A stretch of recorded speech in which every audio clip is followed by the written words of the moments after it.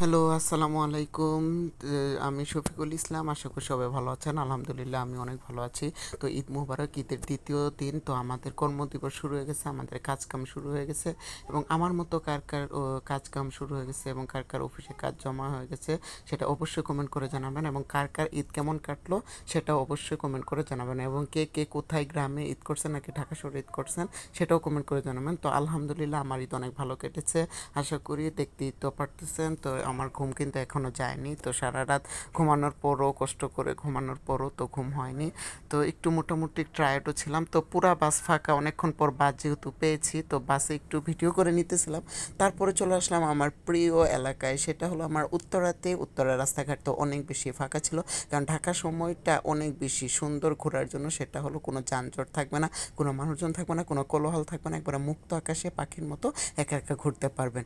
তার জন্য দেখতেই পাচ্ছেন পুরো রাস্তাটা ফাঁকা। অন্যান্য সময় কি হয়, এই রাস্তাগুলো প্রচুর বেশি জ্যাম থাকে, প্রচুর বেশি মানুষ থাকে, প্রচুর ক্রাউড থাকে, প্রচুর ভিড় থাকে। এখন কি যে শান্তি লাগতেছে ভাই রে ভাই, ঘোরার মতো। ভাই আমরা তো চাই ঢাকা শহর সারা জীবন এরকম থাকুক, নিরিবিলি থাকুক, কিন্তু কি হবে, সব মানুষ তো ক্ষেত্রের জন্য সবাই শুধু ঢাকামুখী ঢাকামুখী ঢাকামুখী। তো কিছু করার নেই। তো আমিও তো রিক্সায় নিয়েছিলাম, রিক্সাওয়ালা মামাকে বললাম, মামা আমি রিক্সাতে বসে আছি কিন্তু আমাকে ফিল দেন যেন আমি হেলিকপ্টারে বসে আছি।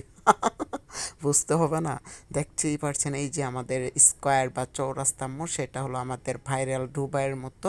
সেটা হলো আমাদের জমজম টাওয়ার। এখানেও কিন্তু ভিড় নেই, অনেক সময় দেখা যায় এখানে আপনাকে না হলো 10-15 মিনিট আপনাকে ট্রাফিক সিগনালে থাকতে হবে। আর আজকে কত সুন্দর। তারপরে এই যে প্রিয় মানুষদের সাথে দেখা, তো সাবে ম্যাম এখানে আমাদের সবাইকে সালামি দিচ্ছিল। সালামি বলতে আমাদের ট্রিট দিচ্ছিল, সেটা হলো একটা ডেলি ভিন্ন একটা করে চকলেট। তো এখানে আমরা সবাই ছিলাম, মামারা ছিল, সিকিউরিটি মামারা ছিল এবং আমাদের কলিগরা ছিল। এখানে ম্যাম আমাদের একটা করে চকলেট দিচ্ছিল।